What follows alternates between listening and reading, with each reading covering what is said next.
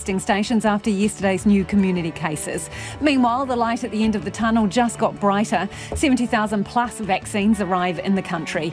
Champion golfer Tiger Woods suffers serious leg injuries after rolling his car. We're live to Los Angeles. It turns out a Green MP had not one but two cracks at getting an emergency spot in MIQ, the second one for national security reasons. A stash of cash, gold bars, posh watches and Bitcoin, that's just some at the police hall in a gang raid. And a rush on cars, well, it sees prices rev up. RNZ News at 5. Kia ora, ko Susana Leata with DNA.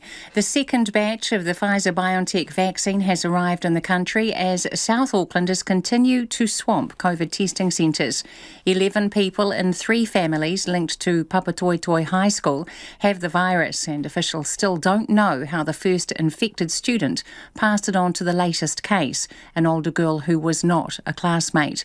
Almost 1,000 of the 1,400 students and staff at the school have been retested, and community testing stations have also been flat out again today. Meanwhile, the country is on track to get almost 500,000 doses of the vaccine by the end of next month.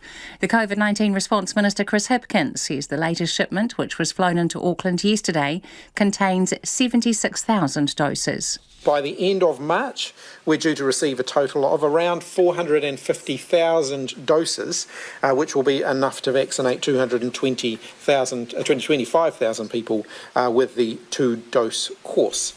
Chris Hipkins says so far 1,000 people working at the border or the managed isolation hotels have been vaccinated.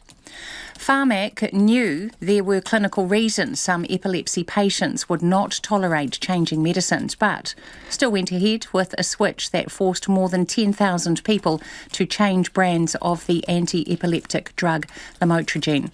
The Drug Funding Agency's Director of Operations, Lisa Williams, was giving evidence today at the Chief Coroner's inquest into whether the brand switch had any role in the deaths of 6 people. Ms Williams said Pharmac's specialist committee had estimated about 100 people would not tolerate the change, but they could apply for exceptional circumstances funding to stay on their original brands. She said Pharmac had been advised against brand changes for anti-epileptic drugs, but in 2019 its specialist subcommittee advised it would be safe. A judge has lambasted Silver Fern Farms for an ammonia leak at its Hawera plant that put lives at risk and devastated aquatic life in the Tawhiti stream. The company appeared in the Environment Court at Hawera today. Judge Dwyer said the gas leak was the result of systematic failures and the company's culpability was at the highest level. Ammonia management systems and procedures can only be described as totally inadequate, careless on the extreme, an accident waiting to happen, reckless. Judge Dwyer fined Silver Fern Farms more than $330,000. The company says it is installing a multi-million-dollar stormwater system to make sure it never happens again. It has emerged that Green MP Ricardo Menendez-March applied twice for an emergency spot in managed isolation. Mr Menendez-March has this week returned to Parliament after spending 2 weeks in managed isolation. He travelled to Mexico over the summer to care for his sick parents. He has previously disclosed that he applied for an emergency MIQ spot when trying to return to New Zealand, but in response to a question from National's Chris Bishop, the Minister for COVID-19 Response, Chris Hipkins, today revealed the Green MP actually applied twice. The first request was under the critical worker category and the second was under national security grounds. Both applications were rejected. Wellington City councillors from across the political spectrum have expressed scepticism over an independent review into governance announced by the Mayor today. The Mayor, Andy Foster, says infighting and leaks are damaging trust and undermining public confidence. Councillor Sean Rush says they have their political differences, as evidenced in last week's fiery meeting on the draft long-term plan. We went through a good, robust debate last week with outcomes that some people didn't like, and the press have had some fun with that, but it was still a good decision, well made, and we're still all friends, and, it's a bit of an odd thing. Sean Rush says he doesn't believe the council is dysfunctional. It's 4 minutes past 5. US authorities say there's no evidence Tiger Woods was impaired before a car crash which left the golfer with severe leg injuries. Woods was hospitalised after his car veered off a road and rolled down a steep hillside in an early morning accident. The Los Angeles County Sheriff says Woods appears to have been travelling at a greater speed than normal. Next week's Constellation Cup against Australia could prove a turning point for Silver Ferns, hoping to claim regular starting spots.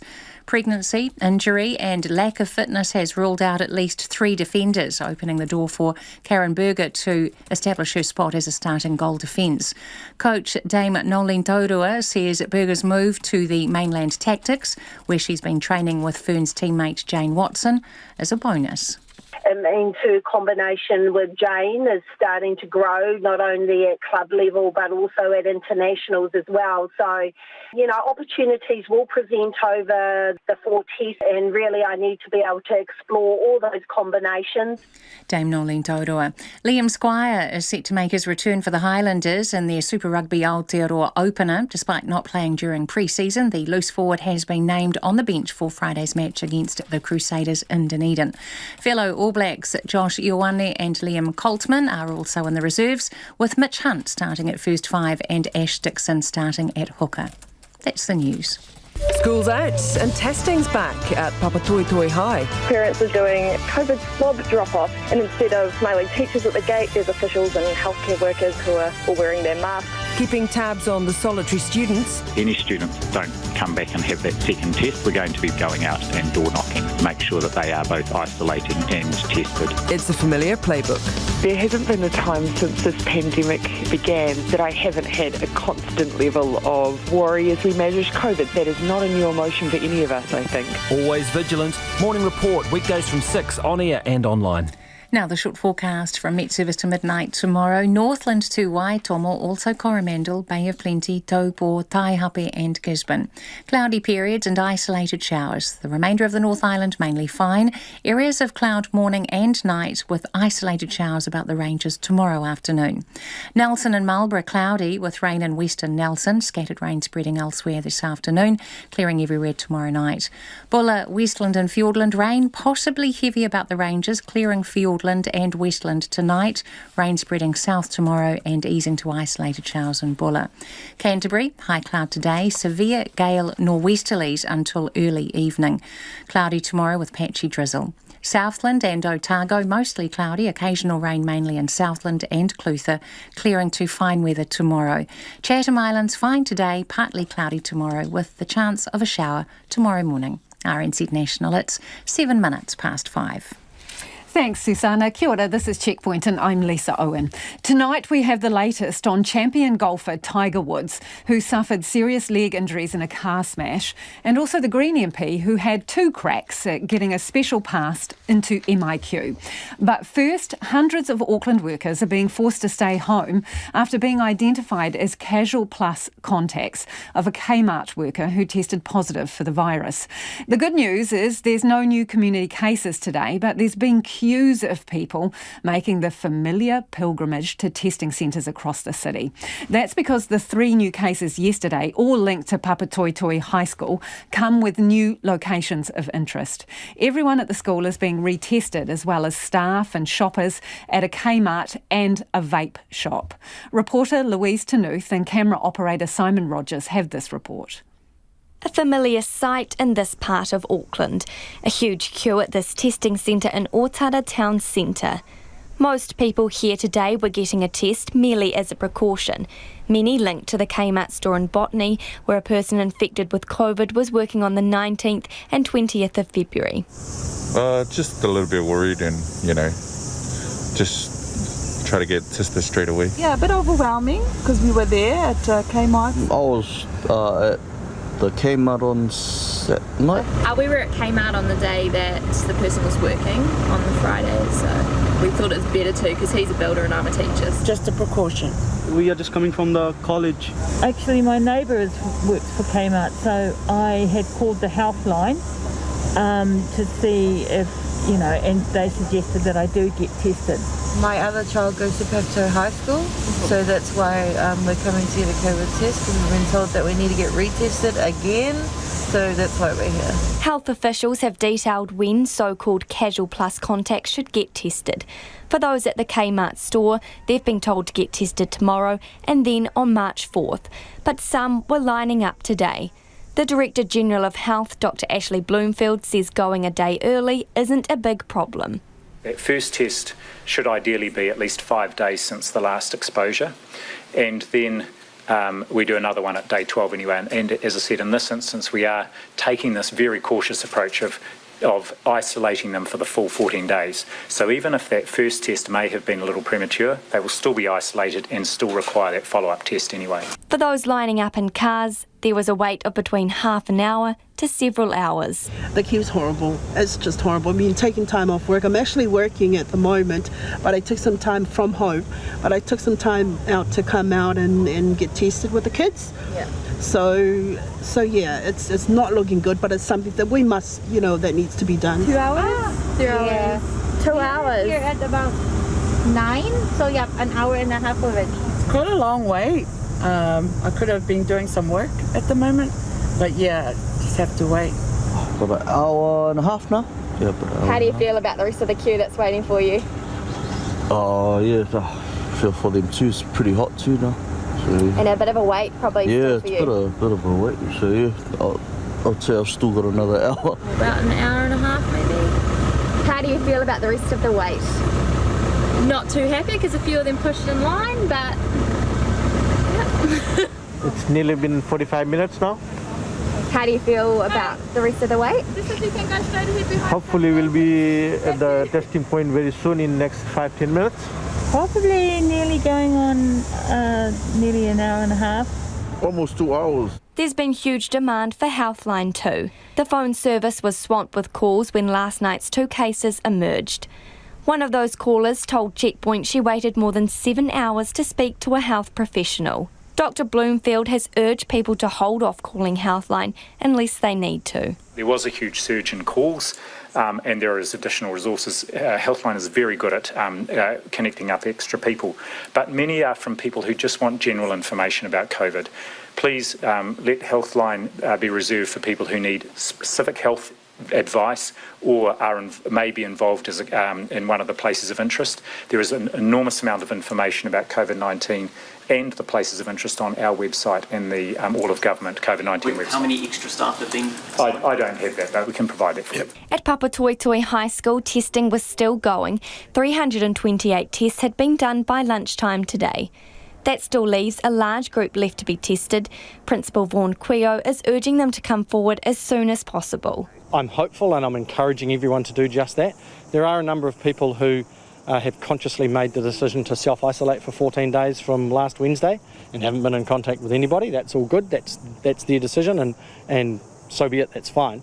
But students who've been at school this week or Monday, Tuesday or in the latter parts of the week before, we need everyone doing the right thing so that we can open school up as soon as we possibly can.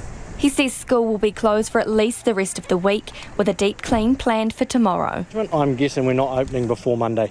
So we've still got testing happening, as you can see behind me. Then after that testing stops, that hall needs to be cleaned properly, and we're also doing another deep clean around all of the classrooms.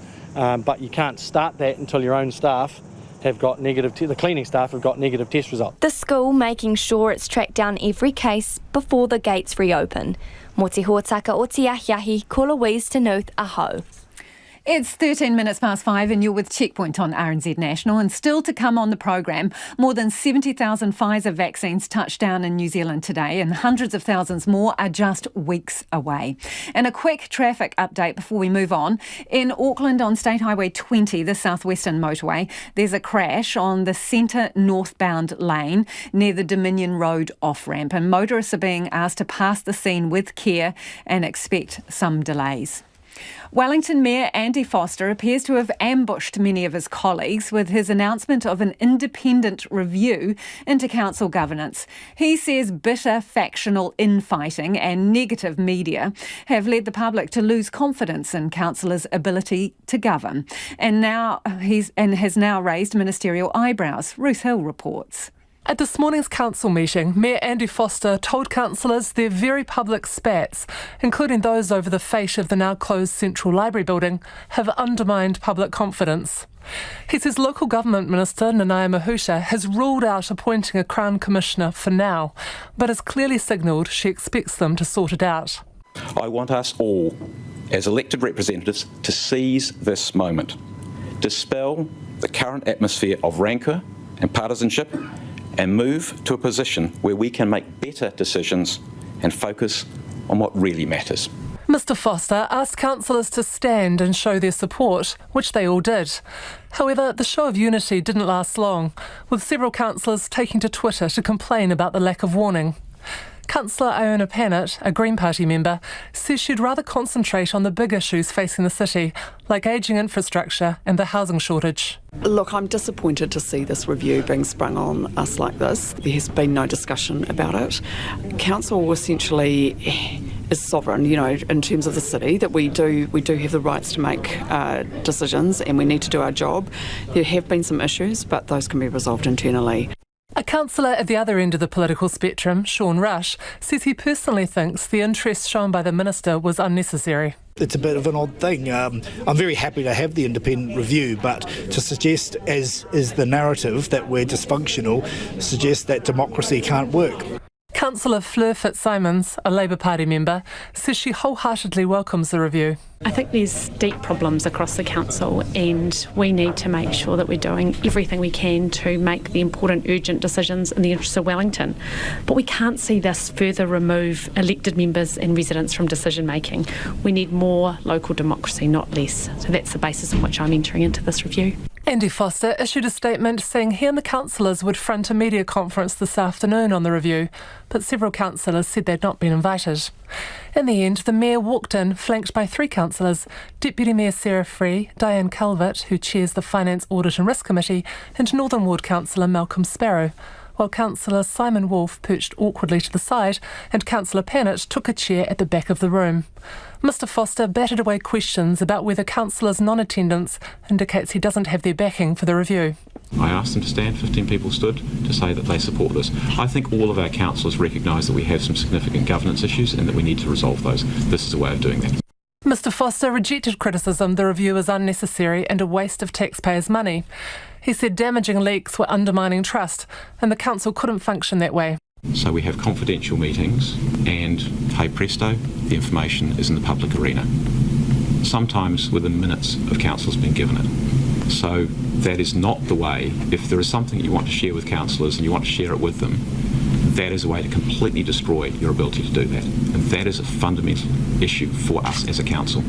Divisions within the council were highlighted in a marathon meeting last Thursday over the long-term plan, at which many councillors accused the Mayor of springing last-minute changes on them and rushing through a decision on the library. Councillor Tamitha Paul says Mr Foster is mixing up governance and politics, and this review is unlikely to fix either. There are some serious process issues and transparency issues, and that was demonstrated in the meeting on Thursday, and the fact that so many councillors didn't actually know what they were agreeing to. But there are also political issues which the Mayor referenced in terms of that partisanship, and I think that's something that comes with the territory and that he should probably be used to after being on council for so long. Tamitha Paul says politics are muddying things, but the underlying problem is poor process. Andy Foster says the review can start as soon as the reviewer is appointed and the terms of reference decided, and he's keen for that to happen as soon as possible. For Checkpoint, Ruth Hill. Now, we're keen for your feedback. You can text us on 2101, tweet us at Checkpoint RNZ or email checkpoint@rnz.co.nz. Let us know your thoughts on the council if you're a ratepayer in the capital, and also, are you stuck at home isolating after being a Casual Plus contact at Kmart? Love to hear from you as well. Pharmac knew there would be clinical reasons why some epilepsy patients would not tolerate a change to their medicines, but went ahead with a switch that forced more than 10,000 people to change brands of the anti-epileptic drug lamotrigine. The admission was contained in evidence presented by Pharmac today at the Chief Coroner's inquest into whether the brand switch had any role in the deaths of 6 people who died after changing epilepsy medication. The inquest also heard from an international expert with 25 years' experience in tackling epilepsy deaths, who says changing the brands of medication is a known risk factor in epilepsy fatalities. Guyon Espiner was there and told me savings were at the root of Pharmac's decision to make the switch. Well, the starting basis is money. They wanted to save $30 million over 5 years in making this change, and they'd been trying to do it for a while, but they'd been advised against it. In fact, it was interesting to hear that the years that they'd been advised not to switch brands of epilepsy drugs in 2009, 2010, 2012 and 2013, all years in which they were given advice, don't do this, it's a little bit risky. But in 2019, their specialist committee gave them the green light. They said they sought and received sound clinical advice that there should not be a risk for the majority of patients.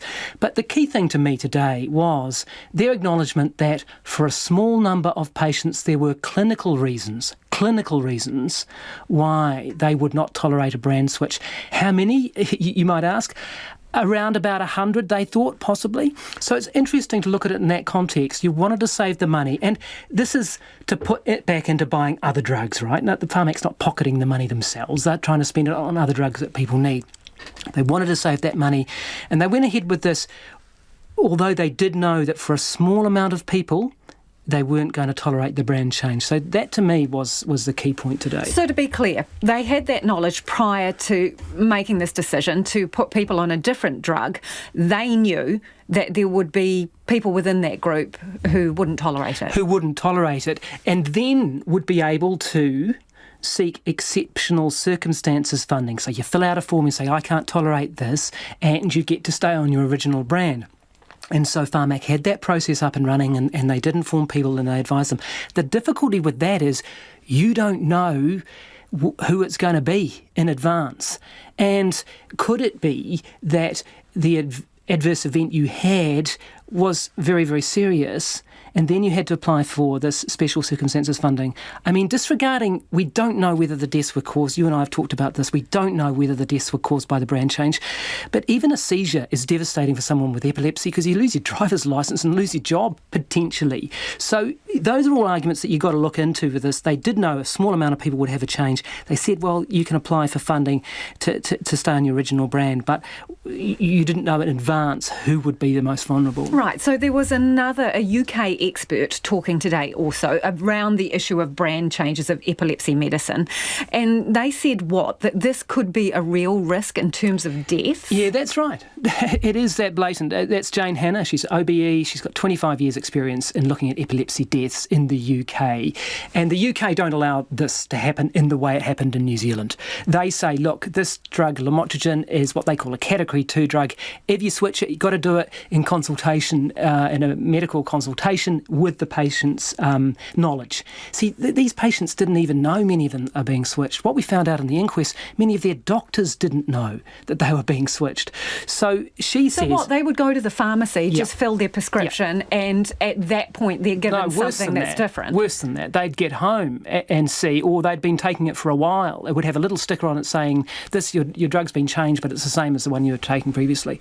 So in terms of a patient right-to-know basis, it's pretty much a slam dunk. They did not know. Now, Pharmac says that they went to great lengths, and they did. They put it on their website. They emailed this, that, the next person. They did make a big effort to do that. But we found the GPs themselves didn't know. So Pharmac may well have tried, but the message certainly didn't get through. And Pharmac said it was surprised to hear. They were listening through the GPs say, well, we didn't know about it. Some of the GPs caring for the patients who died. And so this inquest has heard from MedSafe this week as well. Now, they opposed the switch initially. Have they stuck to that position? They have.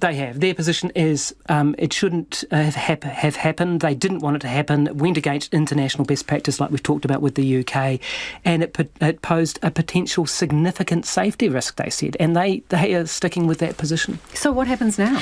Well, we hear from another Pharmac person giving evidence tomorrow, and then the inquiry runs into next week, where we have a neurologist speaking, and then it'll be some time before the chief coroner, Judge Deborah Marshall, makes her findings in this case. And that was investigative journalist Guyon Espiner. Golfer Tiger Woods has had surgery after smashing up both his legs and suffering multiple injuries when he rolled his car this morning in Los Angeles. The champion golfer and father of two had to be pulled out of his badly damaged SUV by emergency services. The 45-year-old, who hasn't competed since December because of an ongoing back injury, was alone in the car at the time. CNN's Connor Powell is outside the UCLA Medical Center in Torrance, California, and joins us now live. Connor, what do we know about Tiger Woods' condition? Well, we know he's lucky to be alive. That's according to the Los Angeles County Sheriff's deputies who found him. Looking at the crash site, they said it was, he was really lucky to be alive, that wearing his seatbelt actually made a huge difference. The area where he wrecked his car and went off the road is an area called Rancho Palos Verdes. It's a hilly area, steep, windy roads, and he essentially clipped the medium and then spun his car and flipped it over multiple times going down a hill about 300 or 400 feet from where he first lost control. So it really was a very much an out-of-control crash. And he was able to talk to first responders when he was there. He was trying to pull himself out of the vehicle, but he was unable to do that and was helped out from first responders, firefighters, and sheriff's deputies, and taken to Harbor UCLA Medical Center. His agent, Mark Steinberg, released a statement earlier today saying that Tiger Woods has multiple fractures in both legs. We understand that to be compound fractures, and he spent most of today in surgery. The latest word we got is he's in stable condition. The injuries are not life-threatening by any means, but they are very serious. And with compound fractures, they can be a pretty tricky injury because if it breaks the skin, you can get infection, dirt and debris can get in there. And so while he might be stable today, their doctors are going to be battling against both trying to set the bones, but then also make sure that no infections creep into where the compound fractures might have occurred. So he's no means, clear yet. He's got a long road to recovery just in the near term, and then what it means for golf, it's not really clear right now. So what are the possible factors in the crash here, and where was he headed? Yeah, so he is in town for a few days. The Genesis Golf Classic, he was one of the hosts. In fact, he was driving the Genesis 2001 SUV.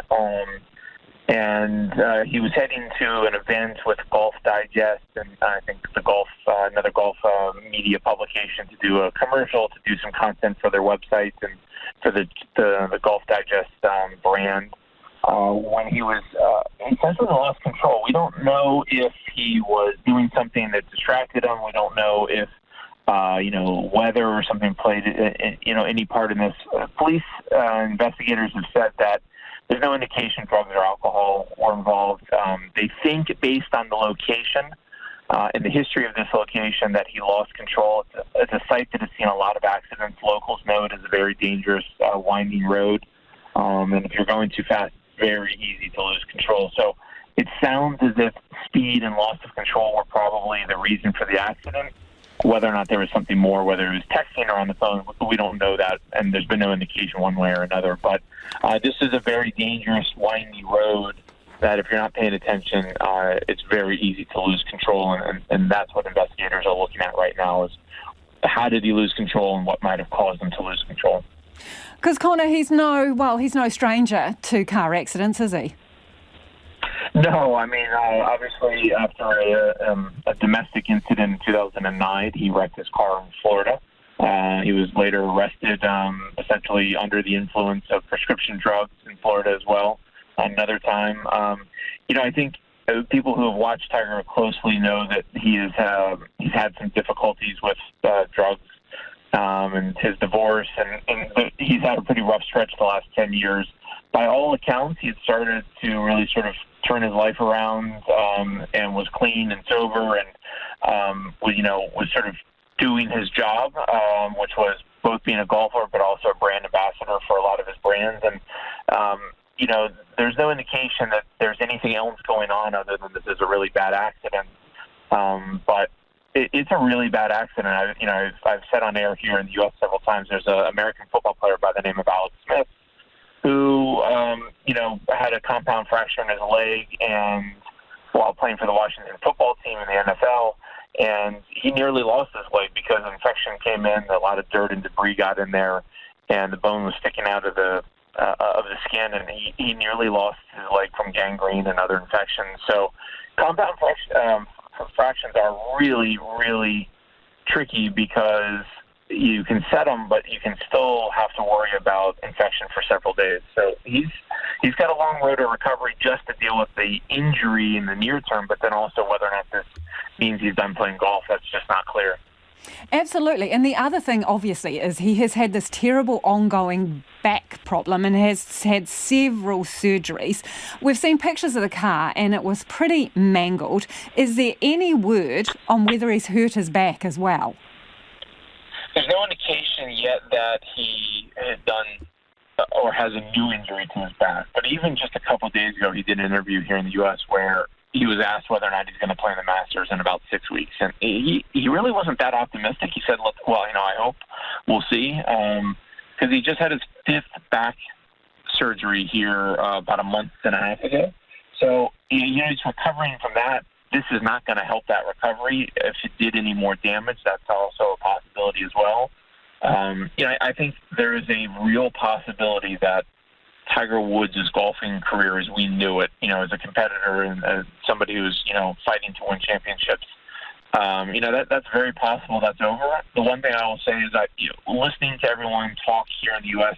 who follows golf and follows Tiger Woods, they say, don't underestimate this guy. Don't count him out. He is such a competitor, and he's a gifted natural athlete who works really hard at rehabilitation. So, I think nobody wants to jump the gun and say his career is over because of what he's come back from in the past. But at his age, with his history of back issues, and the real nastiness of these types of compound fractures, this is going to be a real challenge to overcome, a probably bigger challenge than any of his other injuries that he's faced in the past. Good to talk to you, Connor. That is CNN's Connor Powell, who is right now outside the UCLA Medical Centre in Torrance, which is where Tiger Woods has been taken and undergone surgery after his car crash this morning.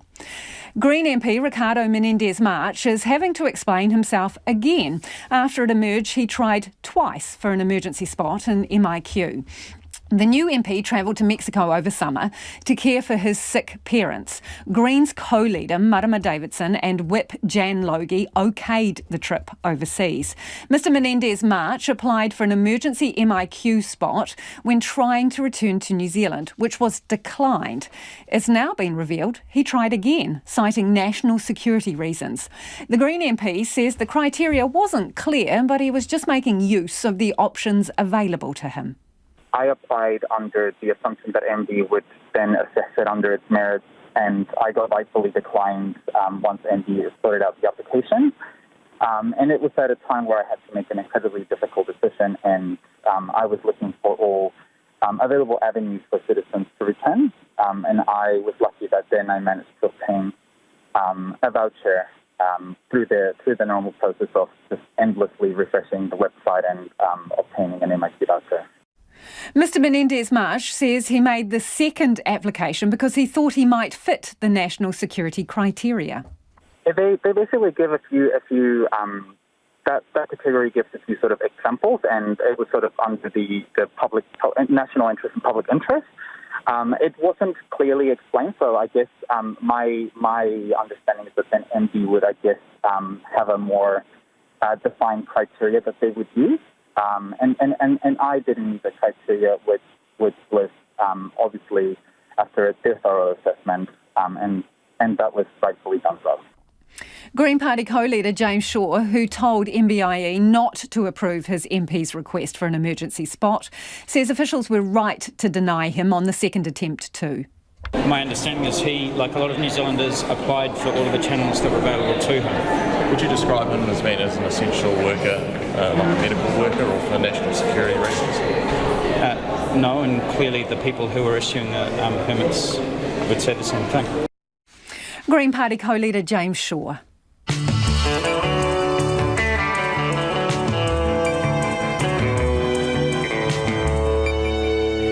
Coming up on on Checkpoint on RNZ National, a police gang bust nets a stash of cash, weapons, posh watches and Bitcoin, all allegedly the proceeds of meth and other drugs. Hundreds of thousands more COVID vaccines are just weeks away, and the remarkable tale of a polar plunge into a pool to pluck out a much-loved pet. You will not want to miss that one.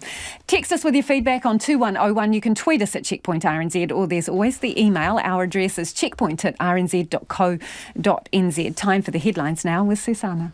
The second batch of Pfizer-BioNTech vaccine has arrived. The country is due to get almost 500,000 doses of the vaccine by the end of March. Meanwhile, 11 people linked to Papatoetoe High School have the virus, and officials still don't know how the first infected student passed it on to the latest case. Community testing stations have been flat out today. Pharmac knew there were clinical reasons some epilepsy patients would not tolerate changing medicines, but still went ahead with a switch that forced more than 10,000 people to change brands of the anti-epileptic drug lamotrigine. The Drug Funding Agency's Director of Operations, Lisa Williams, was giving evidence today at the Chief Coroner's inquest into whether the brand switch had any role in the deaths of 6 people. She said Pharmac had been advised against brand changes for anti-epileptic drugs, but in 2019 its specialist subcommittee advised it would be safe. A judge has lambasted Silver Fern Farms for an ammonia leak at its Hawera plant that devastated aquatic life in a local stream. In the Environment Court at Hawera today, Judge Dwyer said the gas leak was the result of systematic failures and the company's culpability was at the highest level. Silver Fern Farms were fined more than $330,000. The Green MP Ricardo Menendez-March applied twice for an emergency spot in managed isolation after returning from Mexico and was rejected both times. Mr Menendez-March has previously disclosed that he applied for an emergency MIQ spot when trying to return to New Zealand. But in response to a question from National, the Minister for COVID-19 Response revealed the Green MP applied twice, firstly under the critical worker category and then under the national security grounds. US authorities say there's no evidence Tiger Woods was impaired before a car crash which has left him with severe leg injuries. Woods was hospitalised after his car veered off a road and rolled down a steep hillside. The Los Angeles County Sheriff says Woods appears to have been travelling at speed. Those are the latest news headlines on RNZ National. Our next news and weather update is at 6. Thanks, Susanna. If you're just joining us, this is Checkpoint and I'm Lisa Owen. And it's time now for the business news with Nicholas Poynton, who's joining us from our Wellington studio. Nicholas, the RBNZ keeps the foot on the gas. Yeah, this shouldn't really come as too much of a surprise. It's in keeping with the RBNZ's approach to this pandemic to take the option of least regrets, because today, as part of its first monetary policy statement of the year, the RBNZ has made the move to keep the OCR, or the official cash rate, at 0.25%. No one is really expecting them to move on that. Its big bond buying program, which is effectively money printing, that's remained unchanged. So has its big funding for lending program. That was the last sort of alternative monetary policy tool it announced towards the end of last year. That's where the central bank gives money to the retail banks at very cheap rates, which that they on-lend to customers. That's to ensure that there's a steady flow of credit going around our financial system. So across the board, it's pretty much unchanged. In the statement itself, the Reserve Bank did a very good job of sort of acknowledging that the economy's performance in recent months has really exceeded expectations. We can look to strong economic data coming out in terms of GDP growth, how our labour market has performed, also the CPI, the measure of inflation in the economy. All those have sort of exceeded all the expectations that were out there. But the RBNZ has also acknowledged that the ongoing economic headwinds that are out there, that they could really constrain business investment and household spending. Later in the year, we've had this big bounce back, but we're not sure how long that will really continue for. It also mentioned that the rebound that we've seen in the economy has not been felt evenly, with the strength in the housing and construction sector effectively balancing out that we've seen in tourism-related industries. And while the RBNZ and other economists are expecting an inflation spike in the middle of the year, the RBNZ is really expected to look through these numbers as they're probably likely to be a bit of an artificial rise driven by rising prices caused by supply chain issues. A lot of companies that bring goods into this country are struggling to get them here, but demand remains strong. Freight costs are high, so those costs will be passed on to consumers. But those issues are expected to sort of tail off towards the end of the year. So the concern is still there that that inflation could fall to the lower end or below the RBNZ's target range of inflation of between 1% and 3%. So the decision to hold interest rates at the current levels effectively sees the RBNZ keep its foot on the gas with regard to stimulus. It's all about keeping the economy trucking along. Interestingly, one of the things that was talked about at length last year was the prospect of a negative official cash rate. No economists at all are expecting that is a reasonable likelihood, but the RBNZ did mention that the tool is not off the table should conditions deteriorate. That could be something like another outbreak of COVID-19 in the community that sees a prolonged lockdown. In terms of the current settings and when they may change, well, the RBNZ is off the view that there will need to be prolonged periods in which inflation is above its midpoint, so about 2%. It has to be there at a consistent level, and employment is kept or above its maximum sustainable level. But until we see that, the RBNZ says we all need to really be, patient. And tell us, what are the highlights today of key company earnings? Yeah, yesterday was a deluge. Today is more of an avalanche of earnings. And just to keep on, the top two that really stood out, big companies that I'm sure most people recognise, likes of Meridian Energy. Now, its net profit was up by about $30 million to $227 million. But once you account and strip out those one-off gains, the underlying profit was actually down $20 million because it generated less power, which flows on to dent its earnings. But its own result was somewhat buried by the announcement that it was going to build the country's second largest wind farm in the Hawke's Bay. The near $400 million project will produce enough electricity to power 7,000 houses. So this is the second company in as many weeks to announce another big ticket renewable energy project. It's clear following on. It's likely that these plans were well in the works before the Climate Change Commission report came out, but you can see that private industry is already taking a step towards going down this road to help decarbonise the economy in whatever way possible. For the energy sector, it's about renewable energy generation. It's also worth mentioning that the company hinted that with regard to the aluminium smelter at Tiwai, which consumes about 13% of the country's electricity, it's already taking steps to find new users of that power when that contract concludes in 2024. Talks about those industries that use coal burners, helping them or incentivising them to use electricity to do so. The other significant result to come out today was the telecommunications company Spark. Its half-year profit that was down by just over 10%, and revenue eased by 1.5% to about $1.8 billion. This company, it has been affected by the pandemic and the flow-on implications of a closed border, because they really have no market anymore for its high-earning data roaming mobile plans because New Zealanders aren't going overseas to travel. And additionally, broadband revenue, that's suffered as a result of the closed borders because net migration over the past 6 months has been, nearly non-existent as well. They mentioned that 44,000 fewer migrants coming into the country. And that's 44,000 fewer people that might be looking for a broadband connection. And just a quick whip around of the market numbers too. Yeah, the NZX is down by about 106 points or 0.9% to 12,282. The dollar got a bit of a boost by the RBNZ announcement at 73.6 US cents, and the dollar against the Australian is just under 93 cents. Thanks, Nicholas. That's Nicholas Poynton joining us from Wellington, where it appears there are many strong views on the Wellington City Council, and news that Andy Foster, the Mayor, has announced an independent review into the Council's governance. This listener says when a politician proposes to appoint an independent reviewer into his own conduct, can we call that independent? One clear source of council dysfunction, and Wellington people know who is at the centre of it.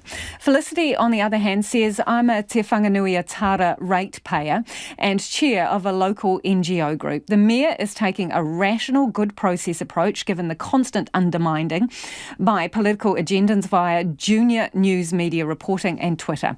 Good on you, Mayor Foster, for getting back in the driving seat with other sensible folk, says Felicity.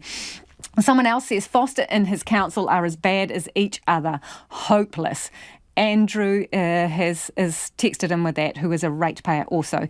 And finally, this one, I'm a Welly ratepayer and I despair at the inability of the Wellington City Council to focus on the most important things and to organise themselves properly. The city streets are filthy and depressing.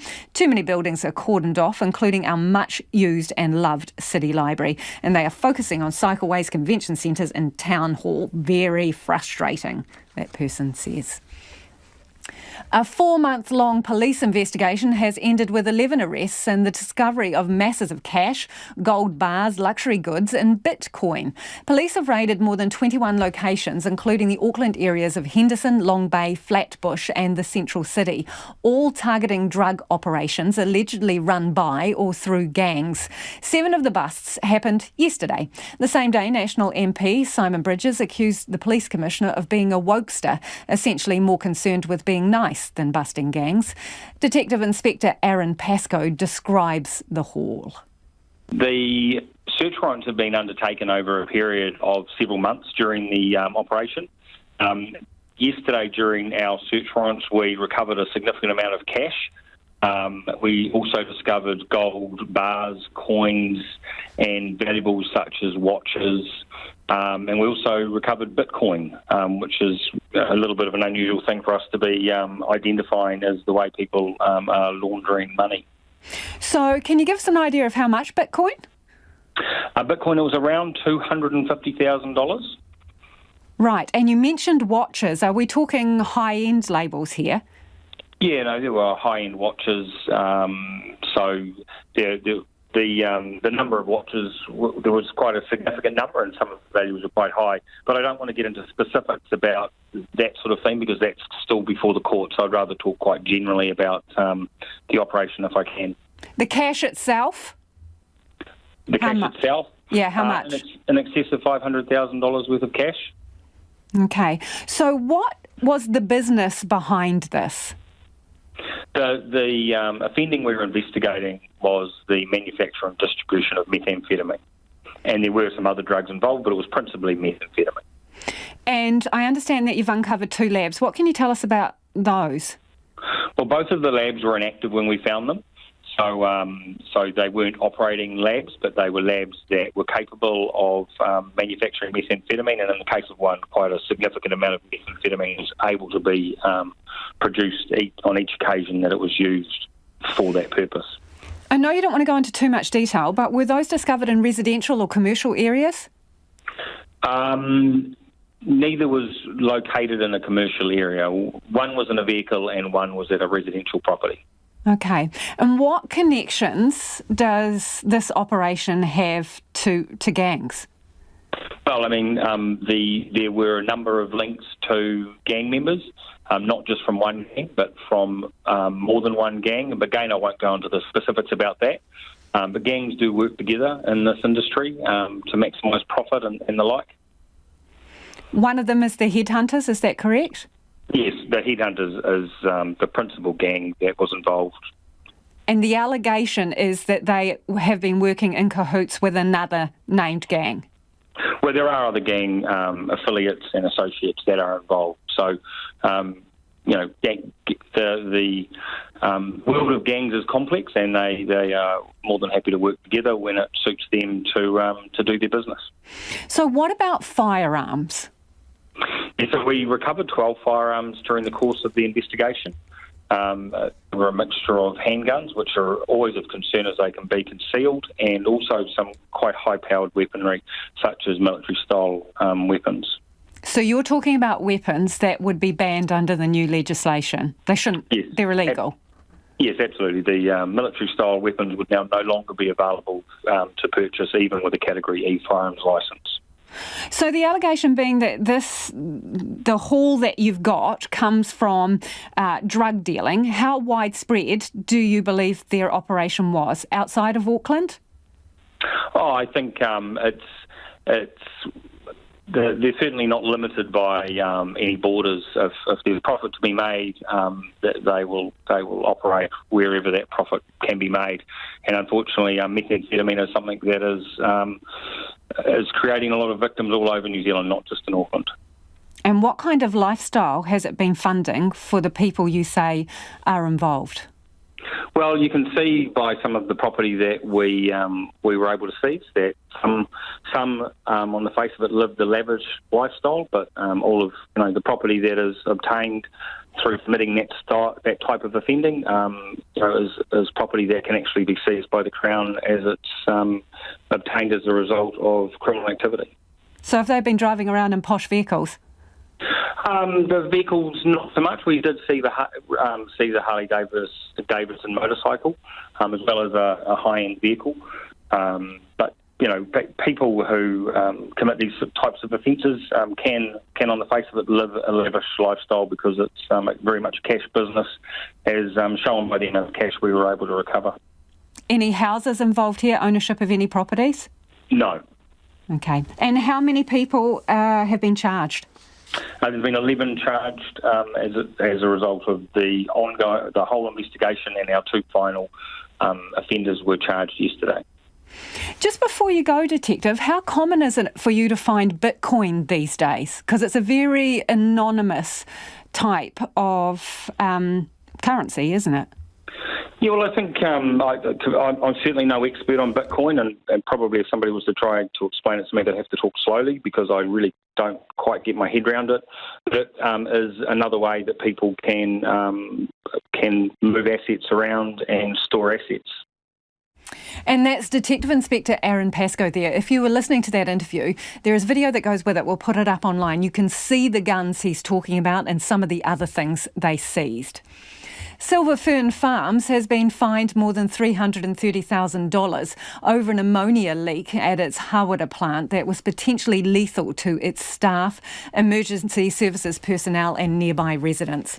The February 2020 leak is also being described as likely the worst single point freshwater pollution event in terms of fish killed in New Zealand history. Our Taranaki Whanganui reporter Robert Martin was in the Environment Court at Hawera for the sentencing. In a departure from conventional practice, proceedings began today with a karakia from a Ngāti Ruanui kaumatua. The iwi holds mana whenua over the Tāwhiti stream, which bore the brunt of the ammonia spill. Its policy and strategy manager, Graham Young, told the court the awa was central to the iwi's existence. The Tāwhiti stream is about Ngāti Ruanui's past, its present and its future. It's about Ngāti Ruanui's well-being, it's about Ngāti Ruanui's cultural identity. The tuna within the stream that has been lost is significant to Ngāti Ruanui. The tuna is a god, it's a taniwha, and it's gone. He says the impact on Ngāti Ruanui has been profound. It's been devastating to Ngāti Ruanui in the last 12 months that this stream and the wider catchment has in fact suffered so greatly at the hands of a spill that probably should and not have occurred if accurate systems were in place to ensure ammonia did not enter the Tāwhiti stream. The court heard that on February the 19th last year, a Silver Fern Farms engineer accidentally opened a damaged ammonia valve while trying to adjust the temperature of a blast chiller. The on-site emergency response team initially applied water to the gas cloud before Fire and Emergency set up a water curtain. More than 4,000 kilograms of ammonia gas was released over 6 hours. Judge Brian Dwyer said the potential health effects on staff, emergency services and nearby residents couldn't be ignored. He went on to list them. Severe damage to eyes, including blindness, skin irritation, burning and blistering, burning of the digestive and respiratory tracts, difficulty in breathing, choking, headaches, dizziness and weakness, and in cases of severe exposure, death. Judge Dwyer said it was fortunate only one engineer had needed treatment. The liquefied ammonia had a more lasting effect.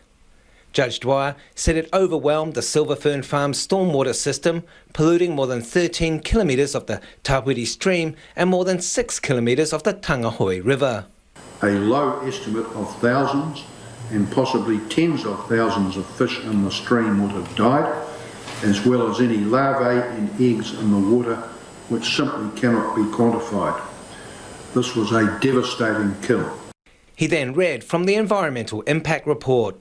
This, and I quote, "This fish kill incident was undoubtedly significant, being likely one of the worst recorded single-point discharge freshwater kill events in New Zealand's history in terms of numbers of fish killed." In sentencing, Judge Dwyer said ammonia management at the plant was careless in the extreme, an accident waiting to happen, and reckless. He said Silver Fern Farms had little capacity to contain stormwater on site, and its culpability for the offending was at the highest level. Outside court, the Hawara plant manager, Scott Lamplow, said the company regretted the incident and was doing everything it could to make sure it didn't happen again. So we're putting in a full containment water system, so that will test water before it's released into any stormwater moving forward, and it's going to have the ability to maintain enough water for firewatering and also any rainwater. What would you like to convey to the iwi? Again, we're deeply disappointed about what happened, and we're fully committed to making things right for the future and fixing the stream and the mistakes that we've made. Ngāti Ruanui's Graham Young said the fine was less than hoped for. Obviously, the fine of $300,000 is not as great as we would have expected, but we think is an acknowledgement of the magnitude of the devastation caused to the Tāwiri stream. Mr Young says he looks forward to working with Silver Fern Farms on restoring life back to the affected waterways. I Hawara, mo te hōtaka o te Akiaki nei, ko Robin Martin ahau. It's 5 minutes to 6. I'm Lisa Owen and you're with Checkpoint on RNZ National. New Zealand travel agents are helping their counterparts across the Tasman bring Aussies home from overseas. They've been helping Australians stranded in several countries make their way home. The ABC's Jade McMillan reports. At this New Zealand travel agency, a small group of women has been working day and night to help people in need. It's been quite the roller coaster. As COVID-19 shut the international travel industry down last year, Australian expat Victoria Keating noticed a large number of South Americans living in Queenstown with no way of getting home. Her team started trying to find them seats on cargo flights, but was soon inundated with requests from Kiwis and Aussies in South America, desperate to travel in the other direction. For many countries, including the likes of Peru and Colombia, the borders actually didn't open until October. So you've got like 6 to 8 months of people who have been stuck in those countries trying to get out. Victoria Keating's agency has since organised several charter flights, and today another one is due to arrive in Sydney from Chile's capital, Santiago. She says there are more than 120 Australians on board who've paid just under $4,000 per ticket. We underwrote the cost of this flight $500,000, which was particularly scary. It's a big risk to take, but we knew that the demand was there. And that was Jade McMillan with that report. The National Party has again butted heads with Parliament Speaker Trevor Mallard, with expletives flying across the debating chamber. The shenanigans reflect the rocky relationship between them. Our Deputy Political Editor Craig McCulloch reports. The member didn't sit down when I called him to order. The question's finished. Yet another clash in the ongoing conflict between Speaker and opposition. Today it was the senior Nat MP, Paul Goldsmith, given a dressing down for failing to sit down as Trevor Mallard rose. I was looking the other way. How can I see? Well, the member, I don't think anyone for a long time has accused me of having a quiet voice. As I stood up, the member looked away. I considered that deliberate, and if he didn't hear me, that's his problem. But it quickly became a problem for the House as a whole. I'd like to know how I'm supposed to judge whether you've stood up when I'm looking the other way. By using your ears. It was the final straw for Mr Goldsmith, who spun on his heels and stormed out the chamber, shouting "waste of time" as he went. The remark paled to that hollered by Simon Bridges as he too left in solidarity. On his departure, he shouted "twat." The language is far from parliamentary. MPs have been censured for less. But fortunately for the former national leader, it seems Mr Mallard, in this case, was the one hard of hearing. I didn't hear it. It wasn't drawn to my attention, and therefore the time has passed. Would you like us to draw your attention to it? You're not in the House. National did attempt to press the matter, trying for the second time this year to declare a motion of no confidence in the Speaker. Again, the bid was shot down. I don't react to Mr Bridges, Mr Bennett, Mr Brownlee or Mr Bishop or any of the things that they've done recently in the House. It's not the first time this week Mr Bridges' choice of words has risked trouble.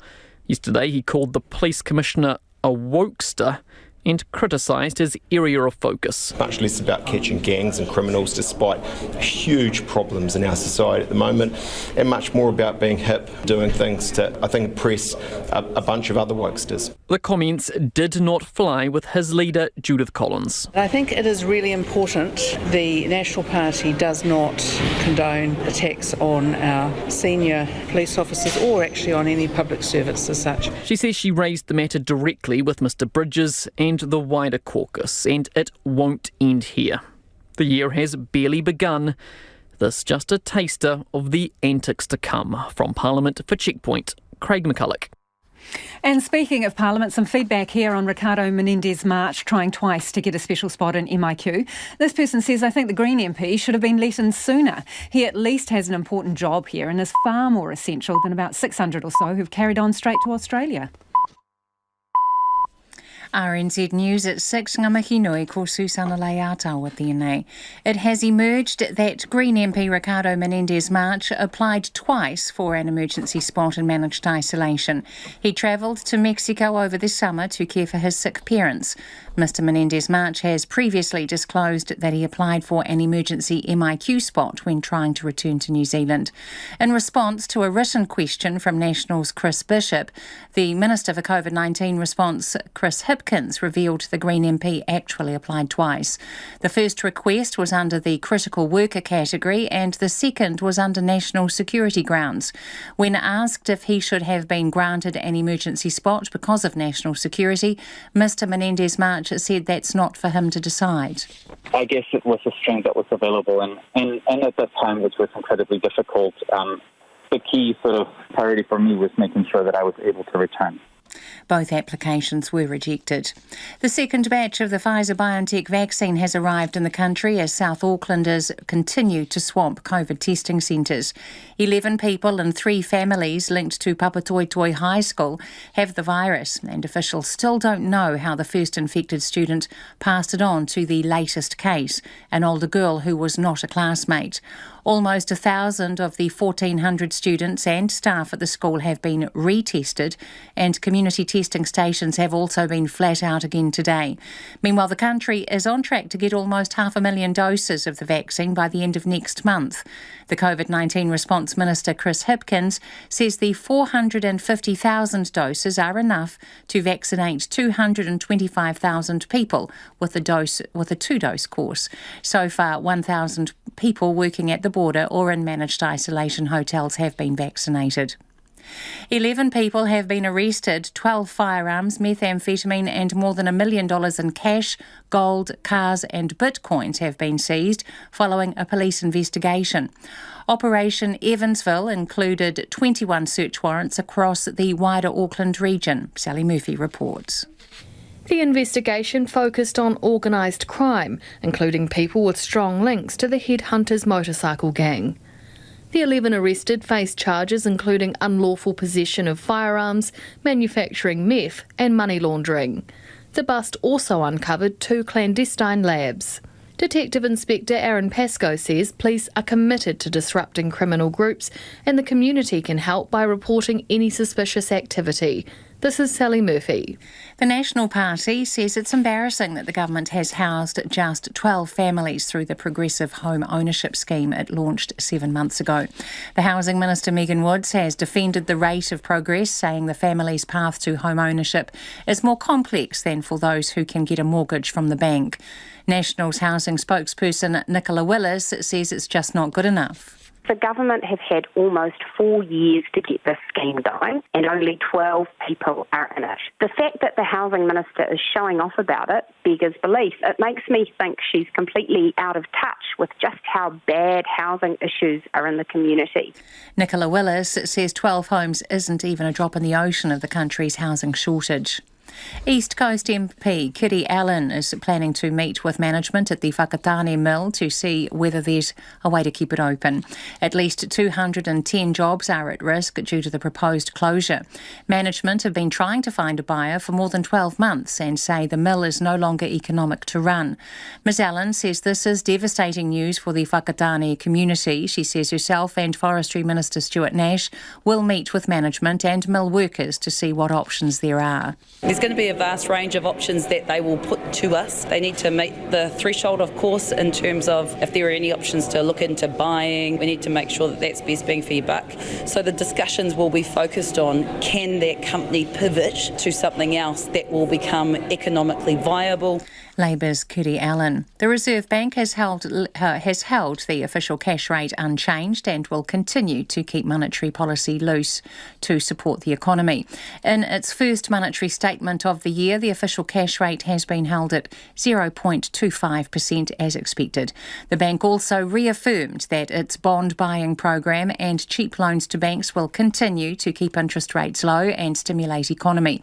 The Governor of the Reserve Bank, Adrian Orr, says while economic activity in New Zealand has picked up in recent months, there is still a need for ongoing stimulus. The economic outlook ahead remains highly uncertain, determined in large part, of course, by the future health-related social restrictions. This ongoing uncertainty is expected to constrain business investment and household spending growth. Adrian Orr from the Reserve Bank. It's 6:05. The Crusaders will run out with a team stacked with All Blacks for Friday's Super Rugby Aotearoa opener. Coach Scott Robertson has named 9 All Blacks in his starting side, including captain Scott Barrett against the Highlanders in Dunedin. Meanwhile, Liam Squire is set to make his return for the Highlanders. The loose forward is on the bench for his first Super match since 2019. The Phoenix hope to get their season back on track when they take on the Melbourne Victory in a bottom-of-the-table A-League clash tonight. The Wellington side come into the match 1 point ahead of the Victory. Fullback Lewis Fenton says confidence is key. I really believe that the best way you improve, the best way you learn is to be in these positions and, it's sink or swim. As I said, we've got a strong squad, we've got the depth, we've got the mentality, we've got energy, we've got the attitude, so I'm excited. Lewis Fenton. England hopes of qualifying for this year's World Test Championship final against New Zealand are on the line in the third cricket test against India starting tonight. Captain Joe Root says they're wary of batting collapses in pink ball tests. It seems to be a trend, and it's something that as a batting group you need to make sure that you stop. And one thing that stands out to me is that it's the vital first 20 balls, making sure you get used to the tracking the ball, get used to the conditions, and being very aware of how things can change throughout the day. England cricket skipper Joe Root. That's the news. Tonight on Nights, our very own Iceman, NIWA's Dr. Craig Stevens, returns with another update on the shifting ocean currents underneath the Antarctic ice shelf and the impact they're having on ice melt. We have the radio debut of RNZ Pacific's new sports program, Champions of the Pacific. This evening, our hosts ask, what's in a name? Especially a Pacific Island one. And then there's the hump quiz to keep your brain cells working. All on Nights of me, Brian Crump, after the news at 7 on RNZ National. Now the short forecast from Met Service to midnight tomorrow. Northland to Waitomo, also Coromandel, Bay of Plenty, Taupo, Taihape and Gisborne. Cloudy periods and isolated showers. For the remainder of the North Island, mainly fine. Areas of cloud morning and night. Isolated showers about the ranges tomorrow afternoon. Nelson and Marlborough cloudy with rain in western Nelson. Scattered rain spreading elsewhere. Clearing everywhere tomorrow evening. Bulla, Westland and Fiordland rain possibly heavy about the ranges. Clearing Fiordland and Westland this evening. Rain spreading south tomorrow and easing to isolated showers in Bulla. For Canterbury, high cloud tonight, severe gale norwesterlies until early evening. Cloudy tomorrow with patchy drizzle. Southland and Otago mostly cloudy, occasional rain mainly in Southland and Clutha, clearing to fine tomorrow morning. And Chatham Islands fine tonight, partly cloudy tomorrow with a chance of a shower tomorrow morning. RNZ National, it's 8 minutes past 6. Thanks, Susanna. Kia ora anō. This is Checkpoint and I'm Lisa Owen. The second batch of the Pfizer-BioNTech vaccine has touched down in New Zealand, with more expected in the coming weeks. By the end of March, New Zealand is on track to receive a total of about 450,000 doses. Meanwhile, testing centres throughout Auckland were swamped today after yesterday's news of 3 community cases. Katie Doyle filed this report. Hundreds of Aucklanders once again turned out at COVID-19 testing centres across the city, following the latest 3 cases. Demand soaring at the Otara Town Centre. I've already went to the other one in Botany, and it was looking like it was going to be at least 2 hours before anything happened there as well. Doctor doesn't have any space, and then I went to Botany and it was all crowded, so it's absolutely packed out, isn't it? Papatoetoe High students were decked out in uniforms for easy identification. Another week off school causing more disruption. I haven't been at school for like 2 weeks now, but we still have to do a test, which is like quite unfair, but just to be safe, I think we'll all have to do it. A short drive away are 2 new locations of interest, Kmart in Botany and Dark Vapes in East Tamaki. Anyone there at the same time should now be isolating and need to phone Healthline.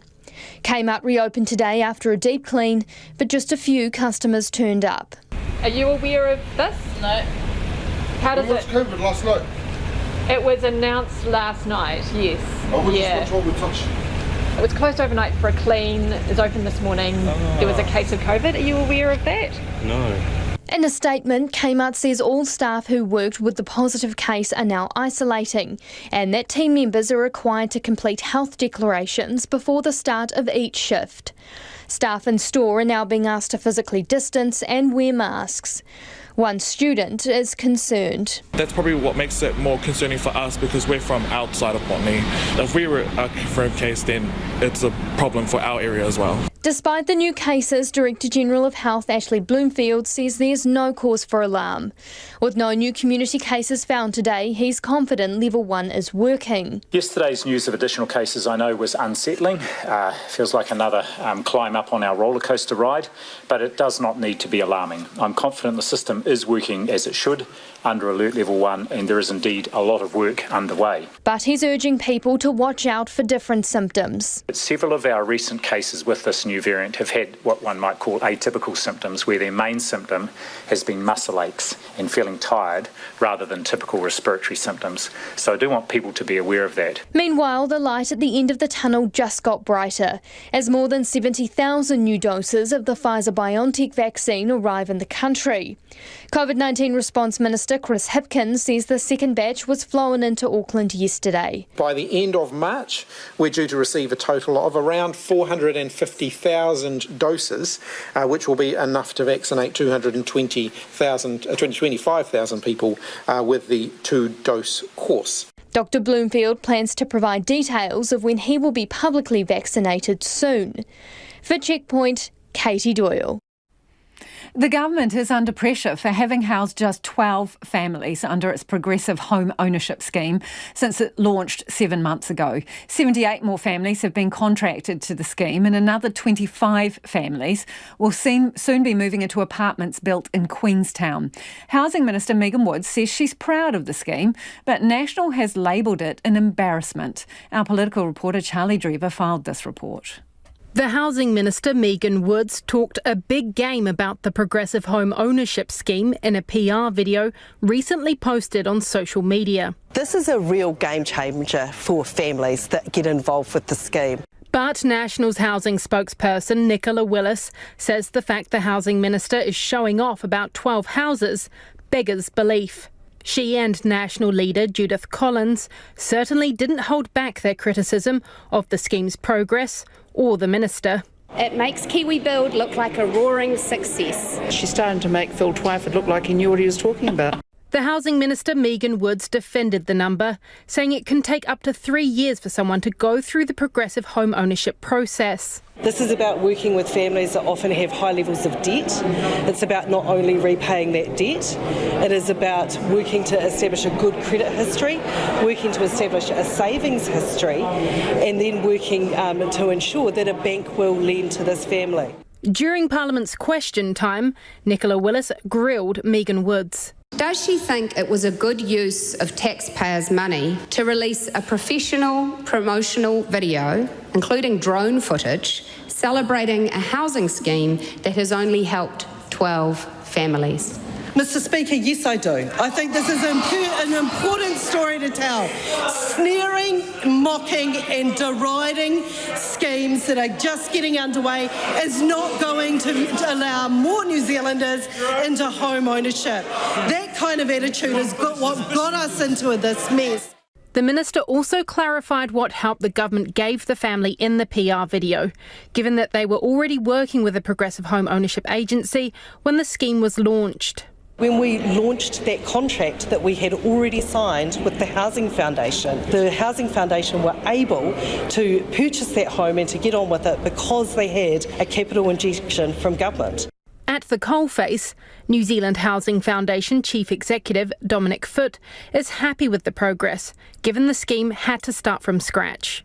Things can always be faster, but the speed also depends on accessibility to land, building contractors, and working with families to get them ready to move into a shared ownership, progressive home ownership property. So there is always time that you've got to factor into these initiatives. Dominic Foote says the government's $17 million of funding has been crucial to get the families they're working with into homes. But he does think the process could be sped up if agencies didn't have to spend a huge chunk of their time sourcing land and getting consents. My desire would be to actually have the Housing Foundation and other community housing providers partner with the likes of Kangaroa, who have got this remit to do large-scale redevelopment in Mangere, in Mount Roskill, in Porirua. How can we partner with them to work with them to purchase land and not have those kind of time constraints that a private vendor has? Now the scheme is up and running, he's expecting the number of families getting into their own home will start to ramp up. From Parliament, for Checkpoint, Ko Charlie Drever, DNA. It's 6:15 and you're with Checkpoint on RNZ National. Officials are scrambling to see if they can do anything for the Whakatane mill, where more than 200 jobs are at risk. As the largest private employer in the Eastern Bay of Plenty, the mill is slated to close after more than 80 years. The East Coast MP, Kiri Allen, is planning to meet management, and the Minister for Small Business, Stuart Nash, says the government will be working to see what else, if anything, can be done. Chen Yul reports. Whakatane Mill has been producing paper and packaging products for decades and employs more than 200 people. Its general manager, Juha Verajankoroa, says after losing its biggest customer, the Swiss packaging company SIG, the business is no longer considered economic. He says the mill made efforts to stay viable, including improving productivity and seeking a buyer, but failed. Chemical prices have gone up and are fluctuating. Energy prices have gone up radically. Our capacity is lower comparing to our competitors, and the mill is old. So in all these respects, we are inefficient comparing to our competitors. Mr. Verajankoroa says a final decision is due to be made by the end of March. The company is providing counselling to staff and trying to help them find new jobs. Mayor of Whakatane, Judy Turner, says the proposed closure came as a surprise. She says the impact will be substantial as many households and contractors will lose income. This is a long-standing employer and been sort of relied upon intergenerationally in our district for 80 years. And so this is a huge blow, and we are still, I guess, in the stage where we're reeling a little bit under it. Ms. Turner says there are wider implications for the country's export market and the future of the wood processing industry. She wonders whether the government has any help available. The MP for East Coast, Kiri Allen, says she will be meeting with the company's management to discuss options. The discussions will be focused on can that company pivot to something else that will become economically viable and then be able to create, I guess, a sustainable way forward in terms of jobs and employment for those in the region. The Minister for Small Business, Stuart Nash, says the government has been working with the company for some time. We have been working very closely with the mill owners for well over a year to find a buyer for this. That hasn't eventuated. We only found out earlier this week that the mill, this was inevitable. Didn't know it until then. So what we need to do is actually sit down and figure out where to from here. First, the union represents over 100 of the 210 affected staff members. Its Secretary for Transport, Logistics and Manufacturing, Jared Abbott, says dozens of wood processing businesses have closed or downsized in the last decade. He says workers are devastated. Mr. Abbott says the government should step in to help, including regulating log supplies to ensure supply to local manufacturers, buying from local companies for construction projects, and supporting people with new employment opportunities. We would like them to change their policy settings around procurement so that they're actually supporting the industry and creating the economies of scale to assist the private sector to also get the best value out of buying wood products created in New Zealand. Should the proposal go ahead, the mill will be closed by the end of June. The security officials who made the key decisions on the day of the US Capitol riots have spoken publicly for the first time at a hearing in Congress. Some say the National Guard should have been called in sooner, others that they acted according to the rules. CNN's Jessica Schneider reports. Tonight, new revelations from Capitol Police that an FBI report warning of a violent war at the Capitol on January 6th was relayed to Capitol Police headquarters one day before the violent insurrection, but it was never seen by the department's leadership. How can you not get that vital intelligence on the eve of what's going to be a major event? I know that's something that's going to be looked at. I think that information would have been helpful to be aware of. The Washington Post reported last month that the FBI bulletin quoted individuals saying, "Be ready to fight. Go there ready for war. We get our president or we die." But Stephen Sund, who stepped down as Capitol Police Chief days after the insurrection, said he was only made aware of the report yesterday. Sund stressed it was just raw intelligence, but DC's acting police chief said more should have been done to alert officials at the Capitol. I would certainly think that something as violent as an insurrection in the Capitol would warrant, a phone call or something. I think that the intelligence did not make it where it needed to be. Sund said even the intelligence that was relayed did not forecast the destruction that followed. Based on the intelligence that we received, we plan for an increased level of violence at the Capitol and that some participants may be armed. But none of the intelligence we received predicted what actually occurred. We properly planned for a mass demonstration with possible violence. What we got was a military-style coordinated assault on my officers and a violent takeover of the Capitol building. All of the officials testifying agreed the groups that converged on the Capitol were in fact coordinated. Do you agree that there is now clear evidence that supports the conclusion that the January 6th insurrection was planned and it was a coordinated attack on the U.S. Capitol? Yep. Yes.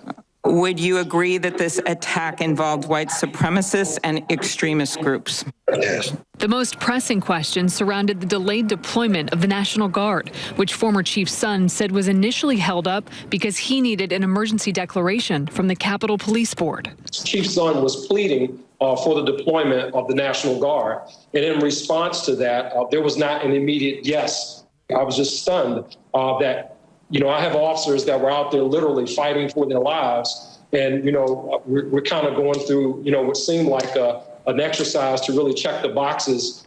Many on the Capitol Police Force are still feeling the effects of the breakdowns that day. I received chemical burns to my face that still have not healed to this day. Of the multitude of events I've worked in my nearly 19-year career in the department, this was by far the worst of the worst. We could have had 10 times the amount of people working with us, and I still believe the battle would have been just as devastating. As an American and as an Army veteran, it's sad to see us attacked by our fellow citizens. And that report was from CNN's Jessica Schneider. In South Korea, the Prime Minister has predicted the country will achieve herd immunity by autumn, despite a later start to its vaccination program. South Korea was one of the first countries to be hit by the pandemic last year and became a role model for its mass testing and contact tracing. Yet health officials will only start inoculating staff in hospitals and care homes later this week. The BBC's Laura Bicker reports. South Korea was quick to act when the pandemic hit. The first outbreak was brought under control with mass testing and aggressive contact tracing. In contrast, the vaccine rollout has been slow. It will start this week, but only in small numbers. The general population will have to wait until at least July to get the jab. But the Prime Minister is confident this country can achieve herd immunity by the autumn. 우리 한국이 빨리빨리는 선수라는 거 아시죠? You know that Koreans are the master of speed. Yes, it's not an easy goal to achieve, but we aim to complete the first vaccination of 70% of our population by the end of third quarter in September. I believe it's possible. Sure, some may resist getting vaccinated, but this government will encourage more people to get the jab. 국민들께서 접종을 하실 거라고 생각해요. Just over 1,500 people have died from COVID-19 in South Korea, and infection numbers have remained relatively low. There has been genuine surprise here that others failed to follow this country's lead. 선진국에서 우리 한국이 항상 South Korea has learned about democracy and gained technology from advanced countries like Europe and the UK. I never would have thought that they would suffer so much from COVID-19. South Korea was focused on the three principles of testing, tracking, and tracing the virus, and the three values of democracy, transparency, and openness. We didn't realize how well we were doing. 비교적 이렇게 성공적으로 It was only later that we learned we were managing better than others around the world. 잘 하고 있다는 것도 몰랐는데 South Korea's northern neighbour is struggling with the economic fallout from closing its borders to prevent the spread of COVID-19. Seoul hopes to offer humanitarian aid, but it also harbours hopes for more talks. 아마 그 북한으로서도 North Korea must also be contemplating a variety of options. What has to be done to keep the regime stable? But North Korea also has to feed its people. 일본의 올림픽이 성사가 될지 Whether the Olympics will take place this year in Japan depends on the pandemic. But the start of inter-Korean talks arose from the last Winter Olympics. The frozen state of talks can be thawed through these kind of opportunities. And that report was from Laura Bicker in South Korea. The number of seafarers stranded at sea due to the pandemic has now reached more than 400,000, double the number during the first wave of the coronavirus last year. Some have now been unable to leave their ships for almost 2 years and are no longer being paid. And concern is growing for the mental health of those at sea. The BBC's Mike Thompson has this report. While lockdown may have come to feel akin to some form of house arrest for many of us, spare a thought for those marooned on ships, often thousands of kilometres from home. Ukrainian seafarer Yuri Babe. I called the company and said, no, I will not sign on new contracts, I just want to go home. They said it's impossible. During the first wave of the pandemic, Yuri was stranded aboard his ship for several months. Now it's happened again off the Indian coast, and he's struggling to cope. It was a little bit hard emotionally and psychologically. I don't want to lose my head. 400,000 seafarers are now stranded across the globe, far more than last year, according to Fred Kenny of the International Maritime Organization. At the time we last spoke, we were estimating that it was 200,000. So since the first wave, the number of stranded seafarers has doubled. That's correct. Mr. Kenny says some seafarers have now been stuck at sea for more than 21 months. Due to quarantines, closed borders and other travel restrictions, they can't get off their ships and relief crews can't get on.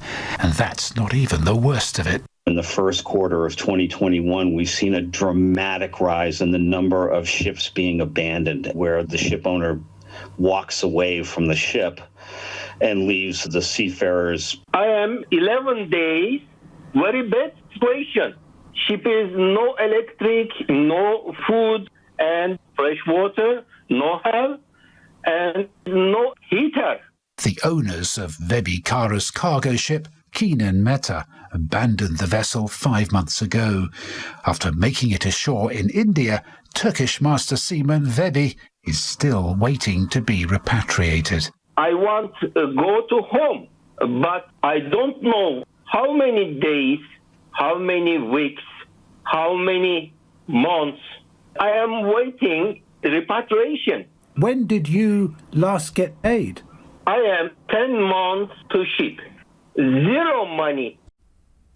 And that report was from Mike Thompson. All right, well, shuffle a little bit closer to the wireless because this next one is an absolute cracker. It really is a story that needs to be seen to be believed, but listening, you will get the gist of it too. During last week's deadly storms in the US state of Tennessee, a dog owner was forced to take a polar plunge to save the life of her beloved pet after he fell into the family's frozen swimming pool. And as Nick Beres explains, the dramatic rescue was all caught on security camera. You want to go outside? What do you think? Huh? He said, no way, Jose. It's safe to say Sid here is done with the backyard pool, snow or no snow. And you might just feel the same way had you survived this. And you can see him go in right there. Watch again the upper portion of the security video. Sid is running around the ice-covered swimming pool when he takes a dive. That's when his owner, Jenny Tatum, watching nearby, runs to the rescue. You see, she starts breaking through the 2-inch thick ice and then goes in looking for Sid, but she can't find him. Yeah, it was some pure adrenaline. I was not even thinking about being cold. So Tatum goes back and gets out of the pool, hoping for a better look across the pool. I knew he went in there, so then I get up and I came and see him from above. Tatum again jumps back into the freezing water and pulls the now barely conscious dog out of the pool. He's about 50 pounds, and all I could think of is I just needed to get him in the house and get him warm. Sid was submerged for more than 60 seconds. I don't think this dog had another minute. Based on the symptoms. Veterinarian April Smith said Sid likely held his breath part of the time, but still needed oxygen to revive him. She says Tatum saved his life. You noticed he just sunk. Yeah. And so he just didn't have a chance without her. He wouldn't have had a chance. Tatum says she's no hero and would have jumped in to save anyone's pet. Lucky for Sid, who's now fine, chewing his toy and avoiding the pool at all costs. Lucky old Sid, what a remarkable story. We're back tomorrow. RNZ News headlines at 6:30. The second batch of the Pfizer-BioNTech vaccine has arrived in New Zealand. The Green MP Ricardo Menendez-March applied twice for an emergency spot in managed isolation after returning from Mexico and was rejected both times. 11 people have been arrested following a police investigation, and guns, drugs and more than $1 million in cash, gold, cars and bitcoins have been seized. The Prime Minister insists the progressive home ownership scheme is on track, despite only 12 families being homed in 7 months. Our next news and weather is at 7. Take the pulse of the day's news every weeknight at 10. I think it is a timely reminder to all of us that we need to be vigilant always, even when we're at level 1 or we think that we are doing well. We've still got to be on our game. Live with local, national and international stories and a slice of creativity. Food doesn't just have to be fuel. It doesn't just have to be art either. Up to date if you're up late. Lately with